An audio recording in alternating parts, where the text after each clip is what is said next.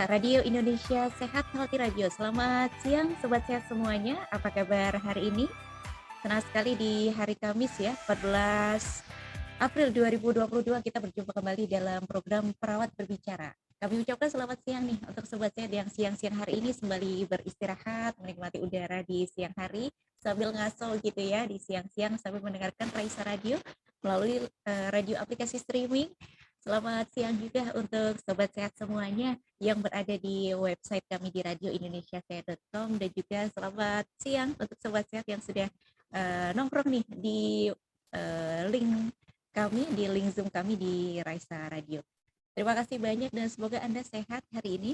Setiap Kamis siang kita selalu ada program yang menarik yaitu Perawat Berbicara. Nah, dengan topik-topik yang selalu menarik, kali ini nih Sobat Sehat kita akan berbicara tentang self healing. Tentunya Sobat Sehat setiap orang memiliki pengalaman, trauma dan juga luka di masa lalu. Tapi terkadang tanpa sadar luka itu masih tersisa sampai dengan saat ini. Hanya saja mungkin terlupa atau mungkin teralihkan dengan yang lain. Makanya kita perlu untuk self healing. Ya, pada kesempatan siang hari ini kita akan bincang-bincang terkait dengan self healing bersama dengan narasumber kami yang sudah hadir di kesempatan siang hari ini. Ada Mbak Indi Susanti. Halo, selamat siang Mbak Indi. Ya, selamat siang Mbak Galuh dan teman-teman Sobat Sehat Raisa di Berabada. Apa kabar Mbak Indi? Alhamdulillah sehat nih Mbak. Alhamdulillah saya juga sehat. Ini sudah selesai praktikumnya? Ya, alhamdulillah nih sebenarnya minta izin duluan ya. Terima kasih banyak sudah berkenan ini untuk menemani Sobat Sehat semuanya. Dan juga nanti Mbak Indi akan ditemani oleh Mbak Kholisna Aulia. Selamat siang Mbak Aulia. Selamat siang Mbak Galuh. Yes, terima kasih banyak Mbak Aulia sudah mau menemani Mbak Indi. Semuanya Sobat Sehat semuanya, kami mohon izin untuk menyiarkan acara ini di radio kami, di radio aplikasi streaming dan juga di website. Nanti kalau ada Sobat Sehat yang bergabung, ada pertanyaan, saya sampaikan ke Mbak Kholisna gitu ya. Jadi selamat menyimak untuk Sobat Sehat selama 1 jam ke depan untuk Anda. Jadi tetap menyatu bersama kami di Radio Indonesia Sehat. Langsung saja kepada Mbak Kholisna Aulia kami persilahkan. Baik, terima kasih banyak saya ucapkan kepada Mbak Galuh yang telah memberikan kesempatan kepada saya dan juga Mbak Indi. Selamat siang Sobat Sehat semuanya. Perkenalkan, nama saya Kholisna Aulia Lutfiani, bisa dipanggil Lisna. Saya mahasiswi Universitas Gadjah Mada, program studi Magister Keperawatan angkatan tahun 2021. Selama 1 jam ke depan, saya akan menemani Sobat Sehat semuanya menikmati jam istirahat siang dan untuk rekan-rekan Sobat Sehat yang juga sedang menjalani serangkaian ibadah. Alhamdulillah cuaca pada siang hari ini cukup cerah ya Sobat Sehat, bisa melengkapi kebersamaan kita. Dan dalam kegiatan program Perawat Bicara pada siang hari ini kita kedatangan seorang narasumber, yaitu Mbak Indi Susanti, yang akan membawakan topik yang berjudul self-healing. Wah, ini self-healing ini akhir-akhir ini sering diperbincangkan oleh banyak orang ya. Istilah self-healing ini sepertinya tidak asing. Sebelumnya saya akan memperkenalkan narasumber kita terlebih dahulu, yaitu Mbak Indi Susanti. Beliau merupakan mahasiswi Universitas Gadjah Mada, program studi Magister Keperawatan, angkatan tahun 2021. Berasal dari Banda Aceh dengan riwayat pendidikan S1 Keperawatan dan profesi nurse di Universitas Syah Kuala Banda Aceh tahun 2017. Untuk profesinya, Mbak Indi Susanti ini merupakan seorang PNS perawat di Rumah Sakit Unit Daerah Dr. Zainul Abidin Banda Aceh di ruang instalasi gawat darurat sejak tahun 2017, dan pada tahun 2021 Mbak Indi melanjutkan pendidikannya di Universitas Gadjah Mada dengan beasiswa tugas belajar dari Pemprov Banda Aceh. Baik, sekian perkenalan tentang narasumber. Kemudian saya mengingatkan kembali kepada Sobat Sehat, apabila dari Sobat Sehat ingin memberikan pertanyaan terkait topik yang akan kita perbincangkan pada siang hari ini, bisa menyampaikan pertanyaannya yang bergabung di Zoom, mungkin bisa menyampaikan pertanyaannya di Zoom, atau bagi Sobat Sehat yang ingin bertanya melalui aplikasi, bisa sampaikan pertanyaan di website www.radioindonesiasehat.com. Baik, untuk memanfaatkan waktu, mari langsung saja kita sapa narasumber kita pada siang hari ini. Selamat siang, Mbak Indi. Selamat siang Mbak Lisna dan juga Sobat Sehat Raisa Radio dimanapun berada. Iya, alhamdulillah. Gimana sehat Mbak Indi kabarnya? Alhamdulillah sehat. Mbak Lisna gimana nih Ya, kabarnya? alhamdulillah sehat juga. Dengar-dengar tadi Mbak Indi masih praktikum ya hari ini. Ya, ini kebetulan kami lagi ada praktikum ya untuk luring pertama kali ya untuk KMB. Jadi memang masih ada praktikum, tapi udah minta izin kok duluan. Oke, sangat padat berarti jadwalnya hari ini Mbak Indi ya. Ya, alhamdulillah masih ya dikasih kesempatan ya untuk bisa bergabung di Raisa Radio. Mudah-mudahan bermanfaat ya kali ini diskusi kita untuk teman-teman semua ya. Iya, amin amin. Ya, terima kasih Mbak Indi di tengah padatnya kegiatan sudah menyempatkan waktu untuk bisa berbagi, sharing dengan topik yang menarik ini. Judulnya self healing Mbak Indi ya. Iya, self healing ya, jangan kita working mulu. Jadi siang ini kita healing tipis-tipis gitu ya, Mbak. Oke, betul betul Mbak Indi. Iya, jadi self healing ini mungkin bisa dijelaskan sedikit Mbak Indi, apa sih self healing itu? Akhir-akhir ini kan banyak sekali nih orang-orang menyebut self healing, self healing. Istilahnya kalau misal orang bosen kerja, bosen belajar, perlu self healing gitu. Mungkin banyak sobat sehat yang sudah paham, sudah mengetahui tentang self healing, tapi belum begitu paham gitu. Apa sebenarnya self healing itu? Ya, terima kasih Mbak Lisna atas kesempatannya. Jadi sobat sehat semua, terkait self healing ini merupakan sebuah metode penyembuhan psikologis secara mandiri ya yang dapat dilakukan dengan kita bagaimana mengeksplor emosi kita yang terpendam selama ini, emosi amarahkah, dendam, hal-hal yang negatif lah dan kenangan buruk yang kita rasakan. Jadi ini merupakan upaya yang dapat kita lakukan secara mandiri, bagaimana kita mendapatkan sebuah kesehatan mental yang lebih baik dari pengalaman-pengalaman yang kita dapatkan yang mungkin kurang menyenangkan, traumatis, menjadikan, seperti itu Mbak Lisna. Oke, ngomong-ngomong soal kesehatan mental yang sudah Mbak Indi singgung sebelumnya, bagaimana sih kondisi kesehatan mental rakyat Indonesia yang ada di tahun-tahun sekarang ini? Mbak Indi mungkin ada sebuah penelitian yang menjelaskan tentang kesehatan mental atau mungkin temuan-temuan fenomena begitu? Iya, kita review sejenak dulu ya. Apa sih sebenarnya itu kesehatan mental ya? Kesehatan mental ini merupakan suatu kondisi ketika seseorang itu mampu berkembang secara fisik, mental, sosial, dan juga spiritual. Dia mengetahui kemampuannya untuk mengatasi tekanan dan juga mampu memiliki produktivitas seperti itu. Jadi ketika dia mampu juga untuk berkontribusi untuk komunitas, terutama lingkungannya. Jadi ini akan sangat erat kaitannya ya antara kesehatan mental dengan kesehatan fisik karena akan saling mempengaruhi. Jadi saat ini kesehatan jiwa, mental, dan juga emosional ini memang untuk masalahnya itu belum dapat sepenuhnya diselesaikan ya, baik di tingkat global maupun nasional. Jadi dari hasil risk das terbaru itu pada tahun 2018 menunjukkan bahwa sebanyak 9,8% masyarakat kita itu mengalami gangguan emosional dan mental seperti itu. Dan terutama pada populasi di usia di atas 15 tahun dan juga pada setting rumah tangga. Ini semua merupakan sebuah kenaikan ya dari tahun sebelumnya di 2013. Karena dari ini dapat dipengaruhi oleh beberapa faktor seperti itu. Di antaranya yaitu masih kurangnya pemahaman masyarakat kita nih terkait dengan bagaimana perawatan mental, kemudian juga bagaimana sih stigma masyarakat yang masih identik kesehatan mental ini dengan pengidap gangguan jiwa, berlaku diskriminasi sehingga orang mungkin enggan untuk mengakses layanan kesehatan mental dan juga dari sisi akses layanan kesehatan mental yang belum merata di setiap daerahnya. Terutama di masa pandemi ini ya, ternyata angka pandemi ini juga menyumbang yang cukup signifikan terhadap kejadian gangguan emosional maupun psikologis masyarakat kita. Dari survei yang dilakukan oleh Perhimpunan Kesehatan Kedokteran Jiwa Indonesia itu menunjukkan bahwa sebanyak 69% masyarakat kita mengalami gangguan emosional dan juga mental. Dan bahkan 67% diantaranya itu adalah depresi. Jadi ini merupakan sebuah angka yang cukup signifikan ya, setengah dari populasi kita selama pandemi ternyata mengalami masalah gangguan emosional dan mental seperti itu. Nah, tapi seiring berjalannya waktu ini ya, kalau dari sisi tingkat kesadaran masyarakat, kita lihat bahwa tingkat kesadaran masyarakat akan pentingnya kesehatan mental ini mulai meningkat seperti itu.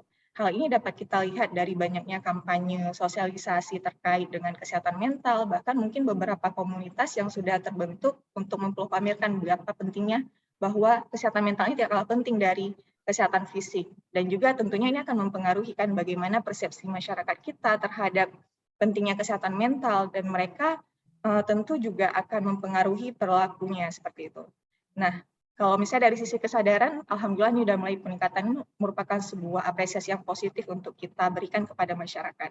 Tapi tidak kita lupakan bahwa sebenarnya kesadaran ini juga perlu didukung dengan adanya penguatan pengetahuan seperti itu ya, dan juga keterampilan bagaimana masyarakat kita mampu merespon ketika terjadinya kesehatan mental yang terjadi di lingkungan sekitarnya, atau mungkin dimulai dari dirinya sendiri, bagaimana dia bisa mempertahankan kesehatan mental itu agar kesehatannya itu tetap terjaga, tidak terjadi gangguan emosional maupun mental, seperti itu, Mbak. Oh, ternyata jumlah kejadian gangguan kesehatan mental itu cukup banyak ya Mbak Indi ya di Indonesia ini ya. Cuma mungkin sayangnya karena eh, sebagian besar orang Indonesia itu belum terlalu aware dengan kesehatan mental, jadi seakan-akan terabaikan begitu ya Mbak ya. Iya, kadang-kadang orang lebih potensi kepada masalah fisik ya, padahal dari kesehatan mental itu juga akan mempengaruhi kan masalah fisik. Maka ini menjadi salah satu penting ya untuk domain indikator bahwa kualitas hidup seseorang itu juga dipengaruhi tidak hanya dari kesehatan fisik, tapi juga bagaimana kesehatan mental, spiritualnya, dan juga beberapa aspek lainnya. Seperti itu, Mbak Lisna. Oke, lalu menyinggung dengan hubungannya dengan COVID ini Mbak Indi, seberapa besar pengaruh pandemi COVID terhadap kejadian gangguan kesehatan mental dan emosional yang terjadi di Indonesia ini, Mbak? Iya, terkait dengan bagaimana pengaruh pandemi COVID ya selama ini. Jadi kan selama pembatasan social distancing yang kita lakukan selama pandemi ini kan akan mempengaruhi ya ruang gerak kita. Kecenderungan masyarakat itu dianjurkan untuk beraktivitas di rumah ya, dari pekerjaan, perkuliahan, sekolah, bahkan rekreasi pun kita harus lakukan kan kalau bisa dari rumah seperti itu. Mungkin di satu sisi itu menjadi sebuah solusi untuk mencegah transmisi penularan COVID ya secara fisik gitu. Tapi ternyata di sisi lain memberikan dampak juga pada aspek psikologis kita. Karena apa? Masyarakat tentu akan cenderung merasakan kebosanan, stres, depresi. Mungkin di awal-awal masa COVID itu ya tahun 2020 itu kan masih banyak beredar hoax terkait dengan COVID itu sendiri yang mengakibatkan masyarakat kita khawatir berlebihan nih terkait isunya. Kemudian selain dari pandemi ini tentunya yang menyumbang itu adalah terkait dengan permasalahan yang kita hadapi. Terkait dengan bagaimana kita sebagai makhluk sosial nih kan saling berdampingan, hidup satu sama lain, menjalin hubungan, kemudian melakukan interaksi dengan orang lain seperti itu. Nah, kita tidak pungkiri bahwa ini akan menjadi sebuah sumber ketika interaksi kita itu mengalami sebuah konflik yang tidak terselesaikan, kemudian mengakibatkan kita mengalami stres seperti itu. Dan juga dari lingkungan alam itu ternyata juga mempengaruhi, terutama misalnya dari bencana alam yang terjadi ketika kita mengalami sebagai seorang korban dari korban bencana alam yang tidak hanya kehilangan materi ini, tapi juga ternyata berdampak kehilangan keluarga orang pun orang terdekat. Ini tentu akan menimbulkan sebuah pengalaman traumatis, pengalaman menyedihkan. Ini juga akan ikut andil dalam menyebabkan seseorang itu mengalami stres ya, ataupun gangguan emosional dan mental seperti itu, Mbak Lisna. Jadi agak dilema ya sebenarnya dengan kondisi pandemi ini, niatnya tujuannya ingin menyehatkan dari secara fisik, tapi malah menimbulkan masalah baru, jadi ke gangguan kesehatan mental, gangguan emosional juga begitu Mbak Indi ya? Iya, terlebih kan ketika kita misalnya menyadari nih, mungkin beberapa masyarakat kita udah punya tingkat kesadaran yang bagus terkait dengan identifikasi masalah kesehatan mental ini. Tapi untuk akses layanan kan kita sekarang lebih diperketat ya, bagaimana protokol untuk mendapatkan akses layanan dibatasi gitu ya. Terutama bukan untuk yang keadaan emergensi dan juga pasti rata-rata kan dianjurkannya secara online. Ini merupakan sebuah cara yang kurang efektif mungkin pada beberapa individu karena mungkin lebih cocok ketika kita konsul secara tatap muka secara langsung. Itu juga menjadi salah satu faktor yang mempengaruhi sih selama pandemi. Iya, betul-betul. Jadi ruang gerak kita terbatas, ruang temu kita juga terbatas, sehingga stresor itu pasti meningkat semakin tinggi ya. Iya, Mbak. Ya. Oke, selanjutnya Mbak Indi untuk tanda-tanda atau gejala seseorang bisa dikatakan mengalami gangguan kesehatan mental emosional itu bagaimana Mbak Indi? Iya, untuk gejala gangguan kesehatan mental ini yang dialami antar individu itu mungkin tidak akan selalu sama ya. Ada beberapa perbedaan atau enggak semuanya include gitu.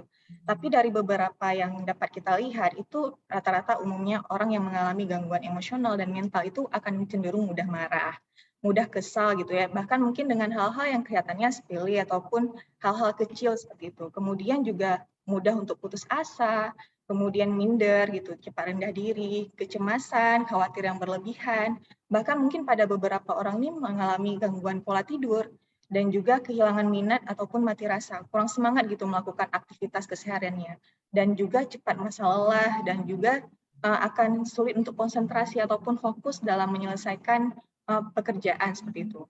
Nah, bagaimana dampaknya? Tentunya akan sangat mempengaruhi ya gangguan emosional dan mental ini terhadap interaksi kita, hubungan dengan orang lain itu kan akan terganggu gitu. Kemudian bagaimana menimbulkan juga masalah yang masalah fisik seperti itu. Jadi orang-orang yang stres itu kan akan lebih cenderung membuka peluang rentannya terkena sebuah penyakit gitu. Kemudian bagaimana produktivitas ini juga akan terganggu akibat masalah fisik yang kita alami, dan juga bahkan mungkin pada beberapa fenomena yang sering kita lihat nih, orang-orang yang mengalami depresi yang ketika kapasitas dirinya tidak mampu lagi menampung dan tidak ada dukungan dari lingkungan sekitar, itu juga dapat sampai melukai diri sendiri ya, ataupun self harm gitu Mbak. Oke, baik. Mbak Indi, ini ada Sobat Sehat yang bergabung, Mbak, untuk bertanya atas nama Mbak Niken Indraswari. Selamat siang, Mbak Niken Indraswari. Terima kasih sudah bergabung, berpartisipasi untuk memberikan pertanyaan.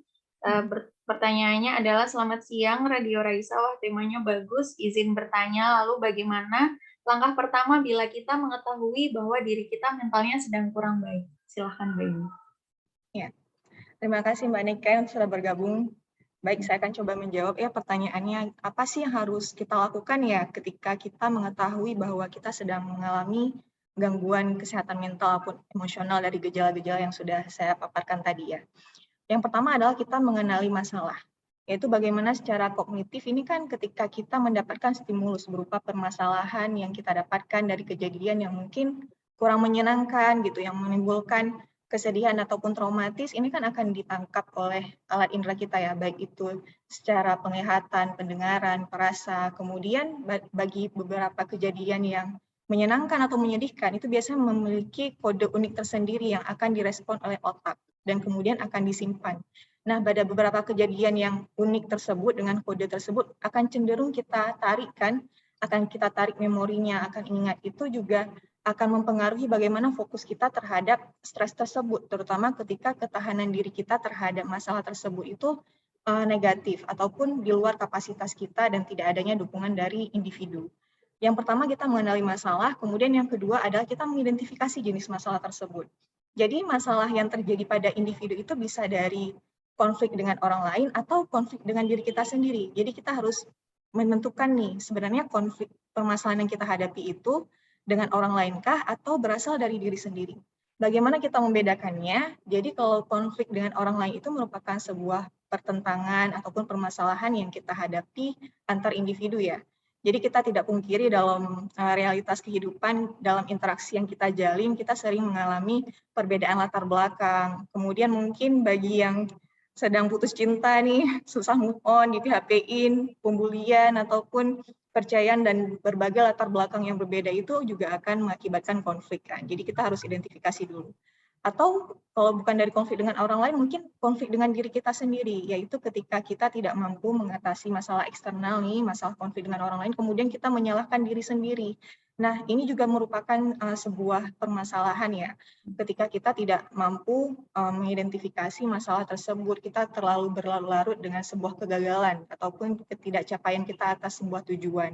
Karena kan kecenderungan dari masyarakat kita ini kan saat ini ya, kalau kita lihat fenomenanya, mungkin ada di beberapa media sosial yang menunjukkan bahwa lebih ekspos terhadap kebahagiaan nih. Padahal kan belum tentu, mungkin ada yang mungkin betul-betul bahagia, ada juga mungkin yang sekedar topeng. Kita kan manusia banyak topeng ya, menggunakan setting, kemudian bagaimana kita sesuaikan dengan tempat dan orang yang kita hadapi. Terkadang kita sampai lupa hanya mengeksplor kebahagiaannya saja, padahal kita perlu juga mengeksplor sisi dari emosi negatif kita yang perlu kita keluarkan secara positif.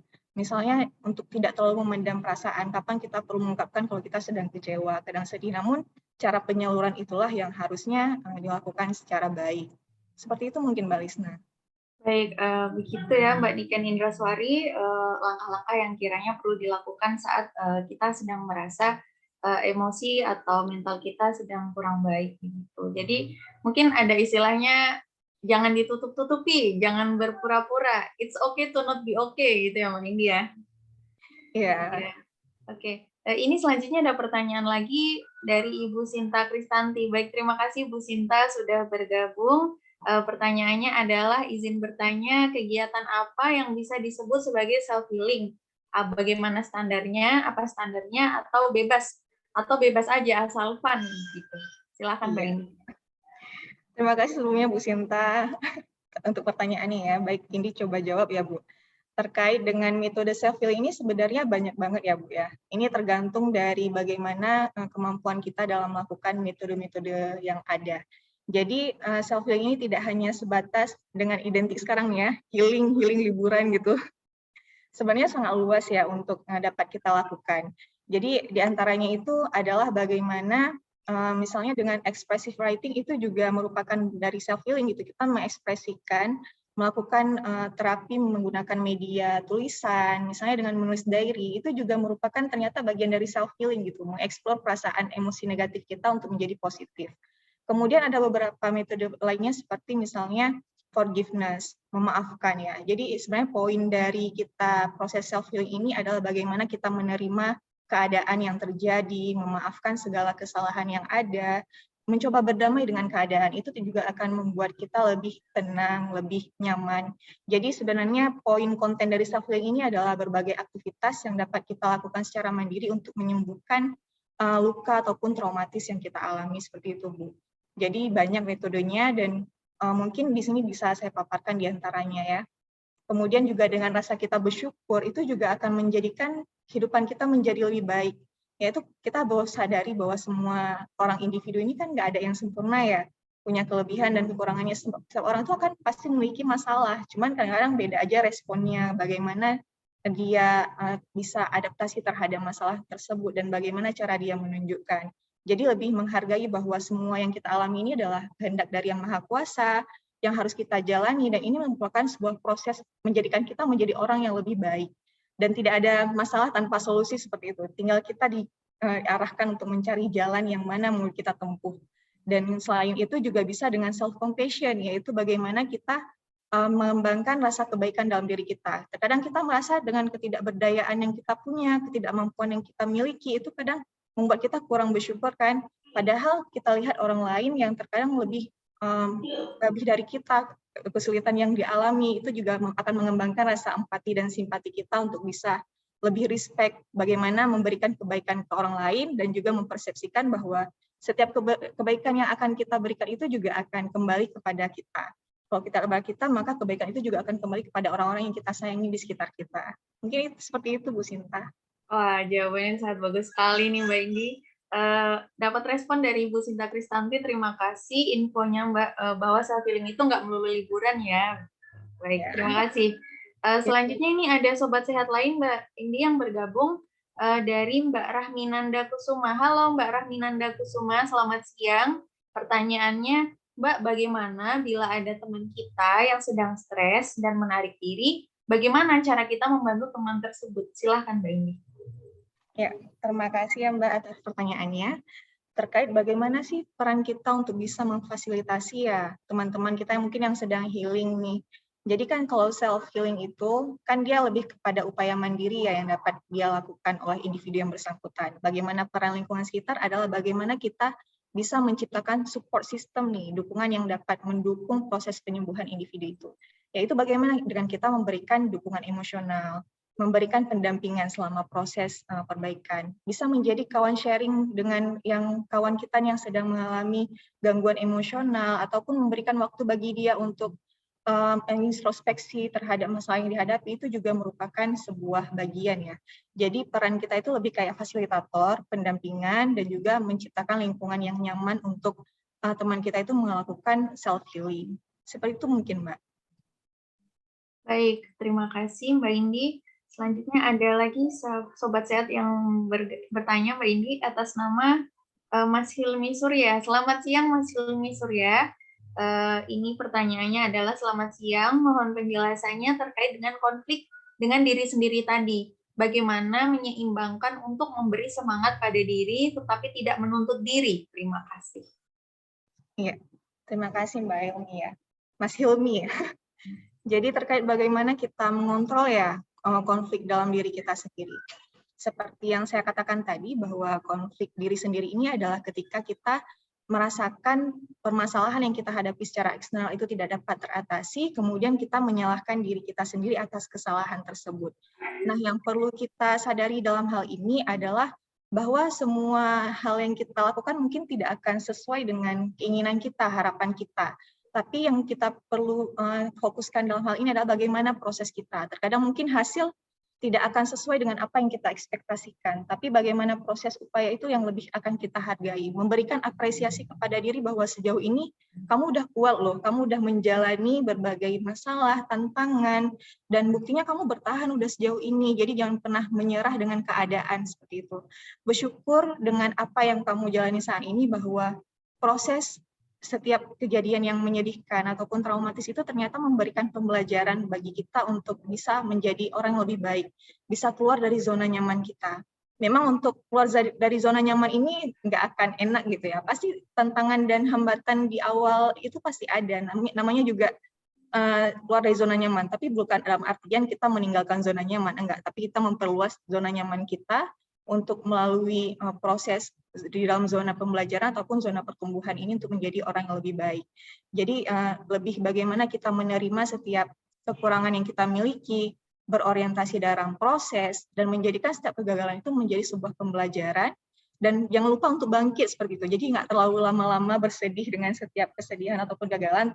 Ada masa jangka waktu yang mungkin harus diperpendek gitu, tapi jangan lupa untuk bangkit kembali dengan percaya diri.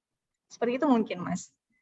Jadi lelah boleh, istirahat boleh, menyerah jangan gitu ya Mbak In. Iya, ngeluh boleh, nyerah jangan gitu ya. Iya. Oke, selanjutnya Mbak Indi, ini kita sudah lumayan berbicara banyak ya tentang self healing. Jadi sebenarnya seberapa besar kontribusi self healing ini untuk kesehatan mental seseorang, Mbak Indi? Ya, terima kasih Mbak Lisna atas pertanyaannya. Jadi menurut saya self healing ini sangat efektif dan efisien ya untuk kita lakukan, karena kembali pada kontennya bahwa self healing ini merupakan proses penyembuhan psikologis yang dapat kita lakukan secara mandiri. Karena apa? Kebutuhan untuk kesehatan mental dan emosional ini kan itu tidak hanya diperlukan pada mereka dengan gangguan kesehatan mental ataupun emosional, tetapi juga pada individu ataupun populasi yang beresiko ya. Termasuk kita-kita yang sehat nih, bagaimana kita menjaga agar kesehatan mental kita itu tetap stabil, tetap normal. Terutama pada pandemi ini nih, kita kan mengalami keterbatasan dari berbagai akses seperti itu ya. Keterbatasan dalam interaksi itu bukan menjadi penghalang melalui self healing ini, karena dapat membantu kita dalam pemeliharaan mental untuk secara mandiri. Dan juga dari perbaikan ini juga jika dilakukan secara konsisten, itu dapat mendapatkan hasil yang efektif dan efisien. Akan signifikan hasilnya ketika kita mampu menerapkannya itu secara konsisten ketika kita menghadapi stres. Dan tujuannya ini adalah kita mengeluarkan, mengeksplorasi bagaimana emosi negatif kita itu menjadi lebih positif. Baik, terima kasih Mbak Indi. Selanjutnya ada Sobat Sehat lagi yang bergabung, Mbak, dengan bertanya dari Bapak Agus Herianto. Selamat siang, Bapak Agus Herianto. Terima kasih sudah bergabung. Izin bertanya, Mbak Indi, apa tanda self-healing itu berhasil atau tidak? Bila belum berhasil, apa yang harus dilakukan? Silakan, Mbak Indi. Boleh diulangi, Mbak? Gimana? Saya ulangi ya. Apa tanda self-healing itu berhasil atau tidak? Bila belum berhasil, apa yang harus dilakukan? Iya. Tanda kalau self-healing itu sudah dilakukan ya. Jadi tujuannya itu adalah kan self-healing perbaikan. Ketika kita mengalami sebuah perbaikan emosional dari sebelumnya yang negatif nih, amarah yang terpendam, emosi yang juga negatif seperti dendam gitu ya, dan kenangan-kenangan lama yang mungkin kurang menyenangkan, itu bisa kita eksplor, bisa kita keluarkan menjadi hal yang lebih positif gitu. Dalam bentuk apa? Kita lebih menerima hal-hal yang tidak menyenangkan dalam hidup kita. Itu kita lebih ikhlas, lebih tenang, lebih nyaman gitu ya. Kemudian kalau mengalami konflik dengan orang lain, kita mampu memaafkan gitu. Bukan dalam artian melupakan, tapi menjadikannya sebagai pembelajaran dan memberikan orang lain itu kesempatan kedua, memberikan kebaikan dan juga memberikan kesempatan seperti itu. Dan bagaimana jika kita gagal nih mungkin dengan satu metode self healing, misalnya kita gagal dalam forgiveness-nya, mungkin kita nggak cocok dengan melakukan proses pemaafan. Mungkin kita bisa coba dengan metode lain, misalnya dengan kita bersyukur dengan apa yang kita alami ini, bahwa itu akan membantu kita dalam proses pendewasaan, bahwa itu akan membantu kita dalam proses perbaikan diri menjadi orang lebih baik. Bukti bahwa kalau kita masih disayangi gitu ya sama yang Allah gitu, kalau kita masih diperhatikan dengan masalah yang kita hadapi, bahwa misalnya bahwa Allah itu membutuhkan kedekatan kembali dengan kita, mungkin sama ini jauh gitu. Mungkin lebih itu kita membantu introspeksinya dan dicoba dengan metode-metode lain yang alternatifnya. Jadi banyak metode self healing yang sebenarnya dapat dilakukan seperti itu. Baik, terima kasih jawabannya Mbak Indi. Tidak terasa ya kita sudah setengah jam berbincang-bincang tentang self healing. Mungkin kita break dulu sebentar ya untuk mendengarkan satu lagu dari Raisa Radio. Baik, terima kasih. Mohon izin Mbak Indi dan juga Mbak Lisna ya. Terus sekali obrolan kita di siang hari ini, sobat saya ini banyak sekali yang bergabung dan juga banyak yang mengajukan pertanyaan. Tapi tenang saja sobat saya, Anda masih bisa mengikuti obrolan kami karena setelah lagu ini kita masih akan ngobrol-ngobrol sampai dengan jam 12 tadi ya. Yang menarik adalah bahwa self healing itu tidak melulu soal jalan-jalan yang mahal, yang jauh, tetapi subjektif ya. Subjektif kalau menurut kita itu it works untuk kita, ya kita lakukan gitu. Setelah ini kita akan kembali Sobat Sehat, untuk Anda tetap bergabung bersama kami di Raisa Radio Indonesia Sehat.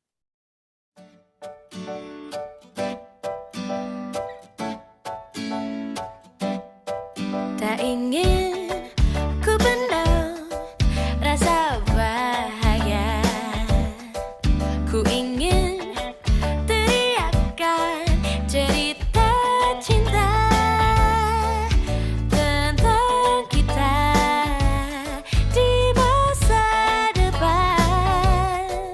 Angan-angan yang tersirat akan hari tua, namun bibir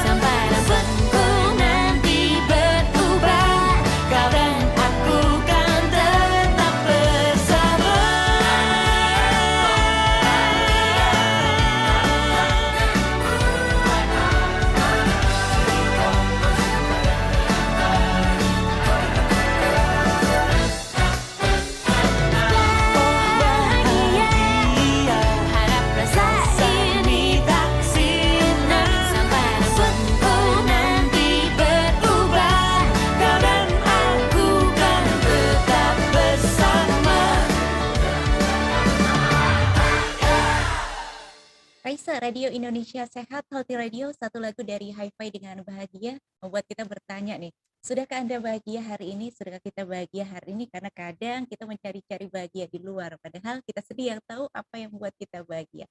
Semoga lagu itu tadi bisa membuat Anda untuk lebih bahagia di siang hari ini. Bahagia sekali karena siang hari ini juga Raisa Radio masih menemani Anda nih dengan program yang menarik yaitu Perawat Berbicara. Masih kita berbincang tentang self-healing, jadi masih memberi kesempatan untuk Anda, Sobat Sehat yang pingin banget gabung, pingin banget sharing, boleh banget, silahkan. Dan baik, waktu langsung saja saya kembalikan ke Mbak Lisna, silahkan. Terima kasih Mbak Galuh. Baik, Mbak Indi, kita lanjutkan ya perbincangan kita tentang self-healing. Akhir-akhir ini istilah-istilah yang muncul itu selain self-healing itu juga macam-macam nih Mbak. Yang saya dengar itu ada self-love, ada self-care, ada juga istilah self-reward yang orang tuh sedikit-sedikit misal habis bekerja, self-reward buat diri sendiri, beli makanan atau beli sesuatu kayak gitu. Sebenarnya hal-hal itu tuh berhubungan satu sama lain atau perbedaannya apa sih Mbak dari istilah-istilah tersebut? Ya, terima kasih Mbak Lisna. Terkait dengan perbedaan dari beberapa istilah tersebut ya, bagaimana self-healing, self-worth, kemudian self-reward, dan juga self-care gitu ya. Tentu ini beda-beda tipis, tapi sebenarnya beda. Ya, kalau self-healing tadi kan sebuah proses pemulihan psikologis ya yang bisa dilakukan kita secara mandiri, bagaimana kita mengeksplorasi emosi negatif kita itu untuk bisa menjadi lebih positif gitu kan. Kalau misalnya self-love ini lebih bagaimana kita menerima gitu ya, menerima diri sendiri secara sepenuhnya dengan kelebihan dan kekurangan yang kita miliki, seperti itu, dengan keterbatasan yang ada, bahwa kita telah diciptakan dengan berbagai keunikan, karakteristik yang menjadikan kita istimewa gitu. Dengan lebih dan kurangnya itu hanya menjadikan kita versi terbaik kita gitu. Allah sudah membentuk kita dengan sebaik-baiknya bentuk gitu. Kemudian kalau self-reward ini adalah sebuah bentuk penghargaan ya yang dilakukan oleh seseorang ketika dia memperoleh sebuah pencapaian. Misalnya nih, yang kayak tadi Mbak Lisna bilang baru selesai UTS, terus makan-makan sepuasnya deh, belanja, shopping gitu kan, ataupun liburan, itu juga merupakan bentuk self-reward. Kemudian kalau bedanya dengan self-care ini adalah sebuah kemampuan seseorang ketika dia mampu mencegah penyakit, mempertahankan kesehatan, kemudian bagaimana dia meningkatkan derajat kesehatannya, tidak hanya secara fisik, namun juga secara mental dan juga spiritual. Seperti itu mungkin Mbak, untuk beda-beda dari inti istilah tersebut.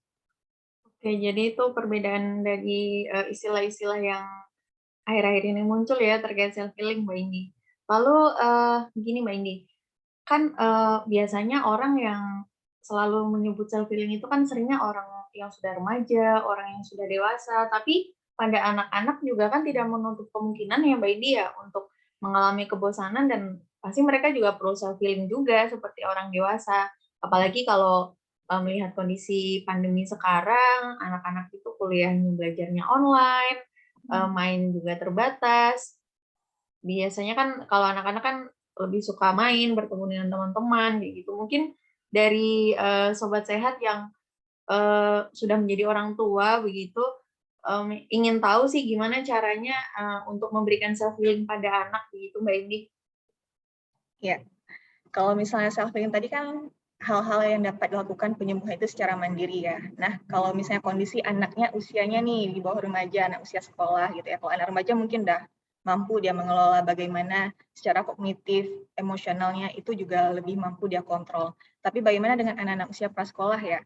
Ini adalah sebuah bantuan peran diperlukan dalam hal ini. Bagaimana lingkungan sekitarnya, peran-peran orang terdekat, terutama keluarga dan orang tua ya, bagaimana dia bisa memfasilitasi anak ini untuk bisa mendapatkan kesehatan dari mental dan maupun emosionalnya, terlebih di masa pandemi ini. Karena keterbatasan aktivitas sekolah semuanya daring gitu kan, aktivitas bermain juga dibatasi, bagaimana kita tetap memberikan kesempatan bagi si anak ini untuk mampu untuk mengeksplor dunia mainnya ya, lagi asiknya main. Jadi walaupun mungkin terbatas dalam akses tempat, tapi mungkin di rumah kita bisa dengan melakukan pendekatan, kedekatan kita dengan anak, kemudian bagaimana kita mengeksplor hobinya mungkin. Pada masa-masa anak sekolah ini kan sangat hobi ya, bagaimana menggambar, itu juga merupakan sebuah bagian dari kita memfasilitasi dia untuk self-healing-nya. Kan karena tadi salah satunya itu ada ekspresif. untuk writing ataupun menulis. Nah, kalau misalnya anak mungkin lebih pada menggambar seperti itu juga merupakan sebuah eksplorasi, ataupun bisa melakukan hobi-hobi yang dapat dilakukan di rumah ataupun di area terbatas seperti itu ya, kalau di luar yang tidak terlalu ramai seperti itu. Jadi bagi para orang tua memang penting di masa pandemi ini untuk tidak melupakan bagaimana kondisi emosional anak ya, karena ini merupakan mempengaruhi bagaimana masa pertumbuhan anak, bagaimana perkembangan sosialnya juga jangan sampai terlupakan. Jadi tidak hanya pada kognitifnya, tapi emosional itu juga tidak kalah penting. Seperti itu Mbak Lisna. Baik, terima kasih Mbak Indi. Lalu untuk metode self-healing ini, kira-kira adakah metode terbaik yang bisa dilakukan untuk self-healing atau mungkin ada beberapa pilihan Mbak Indi? Iya, jadi kan seperti yang saya katakan tadi bahwa memang metode self-healing ini banyak ya. Nggak semua melulu tentang liburan nih. Kalau di medsos kan identiknya healing itu dengan liburan tempat-tempat yang bagus gitu ya, yang eksotis, yang instagramable gitu. Tapi ternyata metode healing ini merupakan sangat banyak gitu dan fokus pada yang dapat kita lakukan secara mandiri. Jadi nggak semua healing itu memerlukan billing gitu ya Mbak. Jadi banyak metode yang dapat kita lakukan, di antaranya itu yang seperti saya tadi ada yang forgiveness, bagaimana kita memaafkan ya, melepaskan kemarahan, dendam, dan juga rasa sakit akibat kejadian yang kurang menyenangkan dari orang lain yang menunjukkan kita bahwa kita itu lebih mengembangkan rasa empati, simpati kita kepada orang, dan bagaimana kita memberikan kesempatan bagi orang lain itu juga untuk memperbaiki. Dan ini merupakan bagian dari bagaimana kita meningkatkan harga diri kita dan kepercayaan diri yang baik. Kemudian bagaimana kita bersyukur dengan kehidupan yang kita miliki, dari setiap kelebihan dan kekurangan yang ada, permasalahan yang kita hadapi, yakinlah bahwa setiap itu memiliki hikmah. Akan ada hikmah positif yang akan kita dapatkan dari setiap cobaan yang kita alami. Kemudian bagaimana self-compassion kita mengembangkan rasa kebaikan yang kita miliki dengan segala keterbatasan kita punya, bahwa kita memiliki sisi positif nih untuk yang bisa kita berikan kepada orang lain yang mungkin kurang beruntung dari kita. Dan juga bagaimana kita meningkatkan rasa keinginan kita untuk membantu orang lain meskipun kita di tengah keterbatasan dengan segala masalah yang kita punya. Kemudian mindfulness. Kalau mindfulness ini lebih kita memberikan pengalaman penerimaan ya terhadap pengalaman yang kita miliki tanpa adanya justifikasi seperti itu. Atau bisa juga dengan positive self-talk. Kita berbicara secara internal dari dan untuk diri sendiri. Jadi pembicaraan ini bagaimana dapat mendukung kita untuk introspeksi diri dan juga meningkatkan motivasi. Mungkin kalau misalnya, kalau saya pribadi ya, kalau ketika lagi penat banget nih, dengan segala rutinitas ataupun dengan berbagai permasalahan, terkadang coba ngomong sama diri sendiri juga bahwa makasih ya udah kuat sejauh ini, maaf kalau udah terlalu keras, tapi kamu kuat kok, kamu mampu, kita udah sejauh ini, kita mampu, insya Allah ini akan segera berlalu.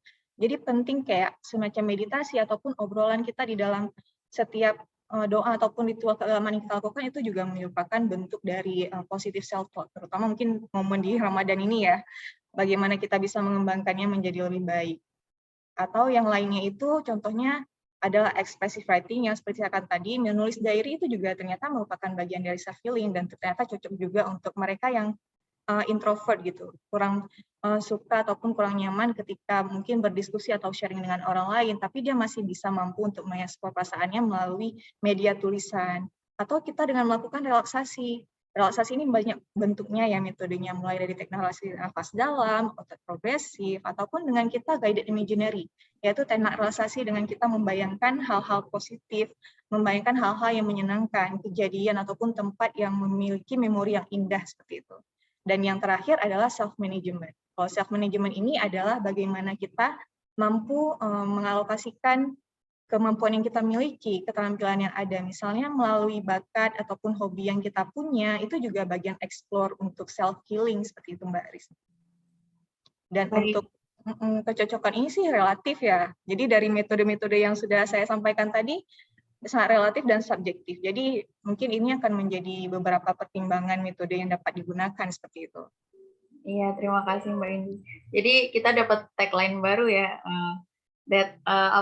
self healing is always not billing gitu. Ya kan berarti banyak pilihan untuk self healing. Jadi kalau kita sobat sehat semuanya sedang mengalami penat, sedang mengalami gangguan emosional, pilihan untuk self healingnya itu banyak gitu. Mungkin hal-hal yang belum pernah dicoba bisa lah ya dicoba untuk bisa menjadikan self healing untuk kita. Iya, Baik, selanjutnya ini ada Sobat Sehat lagi Mbak Indi yang bergabung atas nama Mbak Zulfa Aziza. Selamat siang Mbak Zulfa Aziza, terima kasih sudah bergabung. Pertanyaannya, selamat siang, izin bertanya kapan orang tersebut perlu untuk ke profesional karena tidak semua bisa menangani sendiri. Terima kasih. Ya. Terima kasih Mbak Zulfa atas pertanyaannya. Jadi kalau self healing tadi kita lebih fokus upaya penanganan secara mandiri ya. Kalau kita membutuhkan sebuah indikasi memang dari gejala yang kita miliki, ini udah tindak lanjut nih. Kita udah melakukan berbagai metode self healing, ternyata tidak cukup signifikan untuk mengurangi depresi kita ataupun stres yang kita miliki, itu akan berkelanjutan dan ternyata cukup mengganggu untuk aktivitas kita, produktivitas kita. Jadi jangan memaksakan juga untuk secara mandiri. Jadi penting bagi kita bagaimana kita mencari layanan kesehatan mental terdekat seperti itu, baik itu melalui psikologis ataupun psikiater gitu ya. Jadi hindari paradigma bahwa hanya orang-orang dengan gangguan jiwa aja yang perlu konsul. Enggak kok, kita malahan yang beresiko itu juga perlu konseling. Ketika kita rasakan bahwa kita tidak mampu menghandle, terutama ketika kita merasa kapasitas kita ini sudah tidak mampu lagi untuk masalah yang kita hadapi. Kemudian juga bagaimana lingkungan sekitar kita ternyata tidak cukup mendukung untuk kita melakukan self healing. Ini merupakan sebuah tanda ketika kita harus memang mengakses layanan kesehatan untuk ahlinya seperti itu. Jadi jangan terlalu dipaksakan, kalau memang sekiranya kita kan yang tahu seberapa batas kemampuan kita. Ketika kita mampu lagi, memang wajar untuk meminta bantuan, ya silahkan diakses kepada pusat layanan kesehatan terdekat. Terutama pada beberapa metode layanan kesehatan mental ini kan memang membutuhkan beberapa panduan ya gitu. Maksudnya nggak bisa kita lakukan secara mandiri. Kita butuh pembelajaran, pelatihan terkait hal ini. Dari metode yang saya sampaikan tadi itu sebenarnya bagusnya kalau kita sudah mengikuti pelatihan, itu akan sangat mendukung kita dalam mengaplikasikan metode-metode tersebut. Seperti itu Mbak. Baik, ngomong-ngomong tadi Mbak Indi juga sedikit menyinggung tentang lingkungan yang kurang kondusif untuk melakukan self healing. Kalau boleh tahu sebenarnya seberapa besar Mbak Indi peran lingkungan untuk kesehatan mental ini? Iya, terima kasih Mbak Lisna atas pertanyaannya. Jadi ini sangat menarik ya. Tadi kami juga bahas nih terkait dengan bagaimana holistik ya, manusia itu sebagai individu yang holistik, sebagai satu kesatuan utuh yang beberapa itu banyak aspek, tidak hanya bio, psiko, sosio, dan spiritual juga ya. Bagaimana juga dari body, mind, dan juga spiritualnya itu dipengaruhi oleh lingkungan. Nah, lingkungan inilah yang akan sangat mempengaruhi bagaimana sistem adaptasi individu tersebut terhadap permasalahan yang dihadapi. Terutama bagaimana peran dari masyarakatnya kah, kemudian bagaimana lingkungan keluarga untuk bisa melakukan pendampingan, memberikan support emosional, dan juga bagaimana layanan kesehatan ini mungkin yang untuk mudah aksesnya untuk didapatkan oleh mereka yang memang membutuhkan bantuan dari para ahli, kemudian juga dari bagaimana pemerintah untuk ketersediaan akses layanan ini melalui sosialisasi ataupun berbagai kampanye dan kebijakan tertentu yang dapat mendukung individu ini dalam mendapatkan kesehatan mental dan emosional yang baik, seperti itu Mbak Isna. Baik, terima kasih Mbak Indi. Wah, seru sekali ya perbincangan kita pada siang hari ini. Tidak terasa sudah hampir 1 jam kita berbincang-bincang. Rasanya ingin terus membahas gitu ya tentang topik yang menarik ini, tapi karena kita memang punya keterbatasan waktu dan kurang bijak rasanya kalau kita terus ngobrol di sini ya. Jadi dapat saya simpulkan tentang self healing ini adalah sebuah metode atau proses pemulihan psikologis yang dapat dilakukan oleh diri sendiri. Nah, beberapa metodenya yang sudah Mbak Indi jelaskan tadi, ada forgiveness, memaafkan diri sendiri, gratitude atau berterima kasih pada diri sendiri, self-compassion, mindfulness, positive talk, berbicara hal-hal positif dan baik pada diri sendiri, dan juga ada expressive writing ya tadi ya, menulis jurnal, menulis diary seperti itu untuk bisa menjadi proses self-healing, relaksasi, dan juga self-management. Baik, demikian kiranya yang dapat disampaikan oleh Mbak Indi. Terima kasih Mbak Indi sudah sudah berkenan untuk sharing kepada Sobat Sehat semuanya, dan saya juga ucapkan terima kasih kepada Sobat Sehat yang sudah bergabung, yang sudah memberikan pertanyaannya. Terima kasih banyak. Selamat siang, saya kembalikan lagi kepada Mbak Galuh. Baik, terima kasih banyak Mbak Indi dan juga terima kasih banyak Mbak Lisna sudah berbagi di kesempatan siang hari ini memberikan pengetahuan bagi kita semua ya Sobat Sehat terkait dengan self healing. Nah, tadi sudah diberikan tips-tipsnya macam-macamnya apa saja tinggal dipasin nih sama diri kita nih pasnya pakai metode yang mana gitu. Dan itu tadi apa namanya? Pesan dari Mbak Indi bahwasannya kalau kita sudah tidak mampu untuk mengelola sendiri boleh langsung ke profesional terdekat begitu. Terima kasih Mbak Indi dan juga Mbak Lisna sudah berbagi dan terima kasih Sobat Sehat atas kebersamaan Anda. Ini mohon maaf untuk Sobat Sehat yang kayaknya pertanyaannya belum sempat terjawab, tapi insya Allah kita bisa bertemu lagi di lain kesempatan dan saksikan terus ya, pantengin terus Perawat Berbicara setiap hari Kamis jam 12 siang sampai dengan jam 1 siang. Kami ucapkan terima kasih juga untuk Bu Sinta yang sudah bergabung ini siang hari ini. Sehat-sehat Bu Sinta dan juga Sobat Sehat semuanya. Terima kasih banyak. Saya Galuh beserta dengan kru, tim, mohon pamit undur diri. Mohon maaf apabila ada kesalahan pada saat acara berlangsung. Sehat-sehat Mbak Indi dan juga Mbak Lisna. Terima kasih banyak. Wassalamualaikum warahmatullahi wabarakatuh. Waalaikumsalam warahmatullahi wabarakatuh.